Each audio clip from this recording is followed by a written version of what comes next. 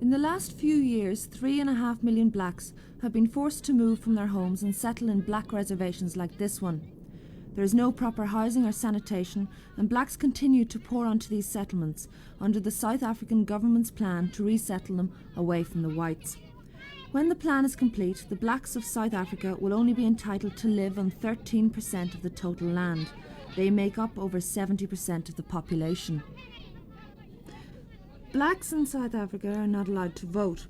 They have no elected representatives in the South African government, and in order for blacks to move a distance of 20 miles from home, they need a special government pass. Hundreds of blacks are arrested daily for not carrying these passes. It is illegal in the country for a black to marry a white, and if they marry in another country, it is invalid under the South African Immorality Act.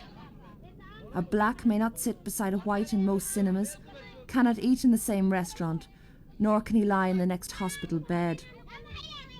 There are separate beaches for the white and the black, and a black labourer who works mostly in the factories, fields and mines can take home as little as £5 a week for his efforts. 3 months ago, a 20-year-old cashier at Dunnes Stores in Henry Street, Dublin, said she wouldn't handle South African fruit because of the treatment of blacks in the country. She was suspended. 12 of her colleagues joined her on the picket line. They are also refusing to handle South African fruit. So we had got a union instruction not to handle South African goods, and when we all decided, the girls were out on strike here now, and some of the girls who were in work and decided that we wouldn't handle the goods. And when I refused to handle them, the rest of the girls had been refusing to handle them as well, but there's a man dressed behind my register when I actually refused, and I was brought up to the office and told I was given a few minutes to think about what I was after doing, and I didn't change my mind, and then they suspended me then indefinitely until I came back in and handled the goods. It has been a long and isolated strike for them. A call for the other workers in Henry Street to support the protest has been ignored. And despite our government's condemnation of white rule in South Africa, they have not commented on the strike. Meanwhile, most Dunnes shoppers know little of the protest and care less.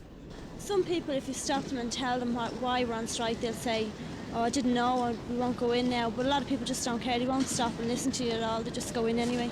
Say you have to get the messages.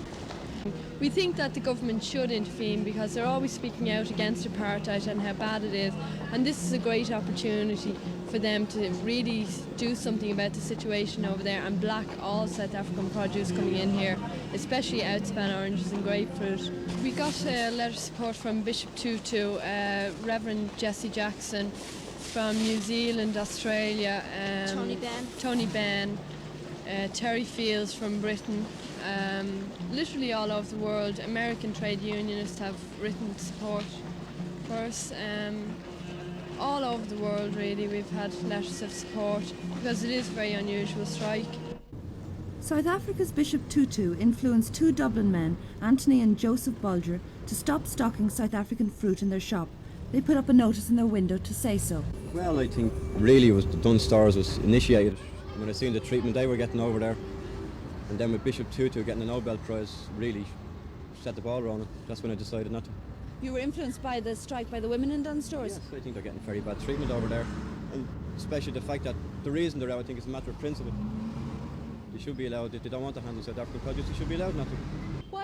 How do you think a shop in Dublin can influence the policy of apartheid in South Africa when they have ignored international criticism? Well, I'm hoping with me being the first in Dublin to do this, I'm hoping other shops will follow my example and maybe they'll get back to the suppliers. When they see no one buying the fruit, they won't buy from South Africa. And what has been the reaction of your supplier when you told him you weren't going to take South African fruit? Disappointed, shocked. They didn't want to supply me at all whatsoever. Only one man will supply me, but he won't supply me with oranges at all. Why is that? He said they're too expensive. South African are cheap. Just a few yards from Dunnes Stores is the city's most famous fruit and vegetable market on Moore Street. Here the stall holders took a completely different view. Those, that is, who would say anything at all. I wonder what you think about it yourself, selling fruit on the market. We have taken our living, love. You're not what? I said we have taken our living, we're standing out under it. You have to make your living? And you think they're wasting their time? I think it's ridiculous because, I mean, everywhere around is selling the outbound stuff. If they want to stop it, why don't they go down to the B&I where the stuff is coming in? Stuff is still in the market. We can buy it there freely. I don't really understand them now, to be honest with you. Slave wages where? In South Africa. I tell you this, there's a lot of doctors up under the Tunde, and they're black men. And they're good doctors here, maybe they come from South Africa. You're talking about black people, you know? There's no difference between white and black. They probably didn't start off picking fruit at very, very cheap wages. They probably didn't start off picking fruit at very, very cheap they're black wages. and they pick fruit wherever their mother or father is. But by refusing to buy fruit, the idea is that you put pressure on the South African government to change the structure of the country. You will not. No way. You don't think that'll change, No. have any pressure? No, it's just on the one, they don't. Just what do they know about South Africa, the young ones and the young ones out there? You should be thanking God you have a job.